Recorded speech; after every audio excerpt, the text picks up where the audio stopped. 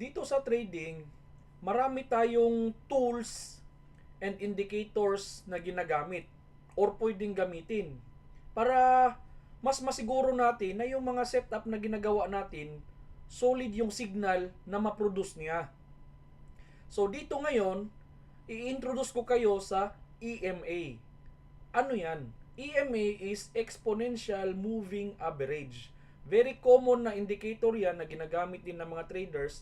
Yung iba, or kahit ako before, ginagamit ko yan as strategy.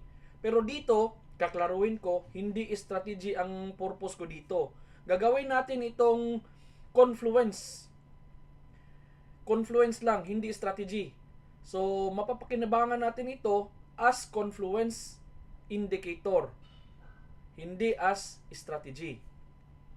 So, gagawin natin, punta tayo sa indicators, tapos type natin EMA. Tapos itong pinakauna, click nyo lang yan 2 times. Isa, dalawa. So, dalawa kasi yung gagamitin natin dito. So, ito na siya ngayon. So, itong una, punta tayo sa settings. Palitan natin tong kulay from blue to light blue. Tapos, ang thickness nito is gawin natin dito sa pangalawa. Tapos, punta tayo sa inputs. Ang 9 na length, gawin nating 10. Tapos, ang source, gawin nating HL2. Tapos, method from SMA to EMA. Tapos, click nyo lang OK. Tapos, ito naman pangalawa, punta tayo sa settings. Tapos, ang length nito, gawin nating 23. Tapos, ang source, gawin nating HL2. Tapos, method, EMA. Tapos, ang style, ang kulay nito, gawin nating yellow. Tapos, ang thickness is sa pangalawa. Click OK. So, ito na siya ngayon. Yan. So, nung una, ginagamit ko ito as strategy na. Ang problema, may problema lang talaga. So, for example, nag-trade tayo mano-mano. So, for example, ito, major support ito. Dito sa major support, klarong-klaro yan. May engulfing na tayo dyan. Or, kung hindi mo napansin yung engulfing, may hammer dyan. Sobrang haba ng buntot. Grabe yung rejection. So, kung mano-mano yung ginagamit natin, dito pala nakapag-trade na tayo. Pero kung itong EMA na strategy gagamitin mo, nakadetect siya ng signal ngayon, dito na. Dito sa kung saan siya nag-cross. Kasi ang paggamit nito, kung saan mag-intersect yung dalawang linya na yan, dyan tayo mag-place ng trade. So, for example, dito siya nag-intersect, so dito na candlestick, dyan ka mag-trade ngayon. Pero kung nagmano-mano tayo, dito pala nakapag-trade na tayo. So, check natin kung ilang pips na bago tayo nakapag-trade. For example, nakita natin si engulfing, nagkapag-trade tayo dyan. And i-compare natin kung nag-trade tayo dito sa EMA na strategy. So, mag-trade tayo sa EMA somewhere here. So, tumakbo na yung candlesticks ng 40.8 pips bago niya na-detect na may signal pala. So, delayed talaga. Kaya hindi advisable na ito yung gagamitin mo. Pero may nakita akong solusyon dyan. May nakita akong solusyon. Hindi ako nagtitrade kung saan sila nag-intersect yung dalawang linya. Ang ginagawa ko, inaabangan ko siya kung kailan siya magpo-pullback. So, for example, dito, umakyat yung price dyan, tapos bumaba yung price dito. Kasi itong dalawang linya na yan, itong blue at saka itong yellow, yan sila is support mo. Treat your EMA as support and resistance zones. So, bumaba siya dito, tapos pullback yan. Maghanap lang tayo ng specific candlesticks lang. Hammer kung nasa support, shooting star kung nasa ibabaw, kung nasa itaas yung EMA. Tapos, hanapin din natin dito yung mga mahabang buntot. Tulad nito, mahabang buntot, kasi sign of rejection yan. And isa din sa hanapin natin dito yung mga engulfing. So, very clear. Tapos, ang rules ko dati dito, from the lowest and highest point ng signal, magdadagdag tayo ng 15 pips. Tapos yung risk to reward ratio natin, always 2. And maximum of 40 pips lang talaga yung i-risk natin na stop loss. So for example, nag-pullback siya dito. And ngayon, may mahabang buntot, may mahabang buntot. So sign of rejection yan. So for example, nakapag-trade tayo dito sa first pa lang, nag-trade tayo dyan kasi may mahabang buntot. So from here hanggang itong lowest point niya, dyan, 10.3, magdadagdag tayo dyan ng 15 pips. So magiging 25.3 na yan. Si 25.3. Tapos yung risk to reward ratio natin is always 1:2. Minimum na yan. So pwede ding 1:3. Nasa sa inyo yan. Discardin nyo yan. So ayan, hit. Tapos ngayon, bumaba na naman siya. Umakyat siya. Tapos bumaba siya dito. Tapos dito, nakita natin itong hammer. Napakaganda ng hammer. Sobrang haba ng buntot. Maliit lang yung body. So for example, nakapag-trade tayo dyan. Somewhere dito sa ibabaw. Tapos low portion niya dyan. Dyan. So 17.7. Magdadagdag tayo ng 15 dyan. Magiging 32.7 yan. 32.7. Ayan. So hindi pa tinamaan. Hindi tinamaan. So valid. Tapos yung risk to reward ratio natin is 1:2 always. Minimum na yan. Minimum. Ayan. Hit. So, dito, hanap ulit tayo. And dito, magkakaproblema na ang EMA. Kasi ang EMA, effective lang ito sa trending market. Pero pag consolidation, hindi talaga accurate ang EMA pag nag-consolidate ang price. So, ito is very clear na nag-consolidate ang price dyan. Ranging. So, nagre-ranging lang yung price. So, dyan ang problem. Kung napapansin nyo, yung EMA, parang nag-up and down lang dyan yung candlesticks. So, dyan hindi accurate yung EMA. Kaya hindi talaga advisable na gagamitin ang EMA, lalong-lalo na sa mga sideways market. So, yan yung paggamit ng EMA as strategy. Pero dito, as I've said previously, hindi talaga natin gagamitin siya as strategy. Gagamitin natin siya as confluence lang. Sa mga kasama natin dito na free yung trading view na ginagamit, walang problema. Kasi kung free kasi yung trading view mo, I think dalawa lang yung pwedeng magamit na indicator. So, ito kasi, kung magdadagdag tayo ng dalawang EMA plus Midnight Hunter plus ito pang higher high and lower low, magiging 4 na yan.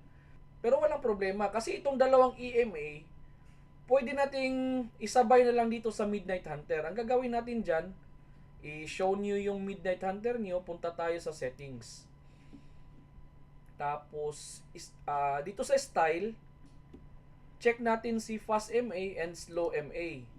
Tapos sa inputs, punta tayo dito sa baba. Tapos ito is, i-check nyo lang si Fast MA and si Slow MA. Check nyo yan. Tapos ang color nito, si Fast is, gawin nating yellow. Tapos si Slow naman, gawin nating light blue. Tapos si Fast, gawin nating 10. Tapos si Slow naman, gawin nating 23. Tapos ang source niya, gawin nating HL2. Tapos itong SMA, palitan natin to EMA. Itong dalawa, EMA. Tapos click nyo lang, OK. So, hintayin lang natin hanggang mag-load siya. Ayun. So, kung tanggalin ko itong sila, i-hide ko muna. So, ito na siya. Si Midnight Hunter na yan. Kung i-close ko si Midnight Hunter ngayon, wala na siya. Si EMA, palitan natin EMA. Ayan. So, tanggalin natin si EMA naman. Tapos, open natin si Midnight Hunter. Ayan na siya. So, si Midnight Hunter ngayon, maraming purpose na. Meron siyang engulfing, meron siyang momentum, at the same time, may EMA siya. So, sige, close ko muna ito para examples lang yan. Balik tayo dito sa EMA. So, since gagamitin natin ito as confluence lang, hindi talaga strategy, so, gagamitin natin dito isang EMA lang. Itong si fast lang. Itong si slow, delete natin yan, remove natin. Tapos, itong isa, itong yellow, punta tayo sa settings niyan. Tapos, itong length, palitan natin into 40. So, same settings lang, except for itong length, palitan natin ng 40. So, ito na yung itsura niya. Kung si Midnight Hunter yung gagamitin nyo for EMA, click nyo lang si settings again. Tapos, i-uncheck natin ito si slow. Tapos, si fast, gawin nating 40. Tapos, click nyo lang okay. Tapos, tingnan natin. Tapos, i-hide natin si EMA na, ayun. So, yan na siya ngayon. So, maraming purpose na ngayon si Midnight Hunter. Pwede na siyang engulfing 2, pwede na siyang momentum. At the same time, may EMA pa. So, hide muna natin ito. Si EMA lang yung gagamitin muna natin. Tapos, ang ibig sabihin ko na gagamitin natin si EMA for confluence lang is, maghanap ako ng example. Punta tayo dito sa Euro USD. So, ayan siya. For example, gumagamit tayo ng fib retracement. And show natin muna si higher high, lower low. So, ito siya ngayon. Ito yung low portion and ito yung high point. So, si low, may higher low. Pwede tayong mag-plot dito. From here to here. Ayan. Hide natin si higher high, lower low na indicator. So, ngayon, ang paggamit ng EMA, kung ang candlestick nasa ibabaw, meaning yan, bullish. Bullish yan. Uptrend. Kung nasa ilalim naman ang candlestick, meaning yan, downtrend. Bearish. So, since nandito yung candlesticks, nasa ibabaw ng EMA, ibig sabihin yan, bullish. So, ngayon, nag-pullback ngayon ang price dito sa golden zone. At the same time, yung EMA natin is bullish. Malaki yung chance na talagang aakyat yung price. So, dito sa example is, sa tingin ko, personally, walang signal. Kung candlestick pattern yung hanapin natin, no signal. Pero walang problema. Pwede natin i-click muna si Midnight Hunter. Baka may ibang signal dyan. So, ayan. Meron nga. Merong momentum. So, napaka-solid ng signal na ito kasi may momentum siya. Tapos, nasa golden zone siya. At the same time, nasa ibabaw ng EMA natin. So, ibig sabihin, bullish yan. So, ngayon, kung mag-set up tayo ng trade or mag-place tayo ng trade dyan, napakalaki ng chance or ng probability na yung market will go our way. So, ganito ang paggamit kay EMA. Maghanap ako ng another signal naman para ma-practice tayo. Hide ko muna si Midnight Hunter. So, punta tayo dito sa GBP CAD. GBP CAD, sige. Ito. Si EMA is, ito is downtrend. Kasi nasa ilalim ni EMA. So, ito uptrend. Klarong-klaro yan. Nasa ibabaw ng EMA. For example, mag-trade tayo using fib. Check natin si higher high, lower low na indicator. So, dito may lower low, may high, tapos nag-pullback siyang ganon. So, for example, nag-trade tayo dito sa higher low, tapos ito yung higher high. Yan. Hide natin tong indicator. Yan. Tapos, nag-pullback siyang ganon.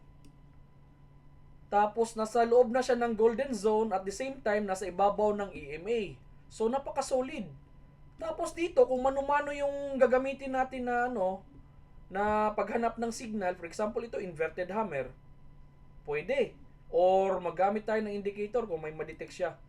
So wala, hindi niya na-detect dito, pero dito meron pa rin, may momentum. Ayan. So napaka-solid. Napaka-solid. Nasa loob siya ng golden zone. Meron tayong momentum, at the same time meron pa tayo ditong inverted hammer, and lastly, nasa ibabaw siya ng EMA. So bullish yan. So ibig sabihin talaga, all pointing, lahat ng mga ginagamit dito na tool and indicator, pati yung manual na trading, all pointing towards bullish talaga, na aakyat yung price.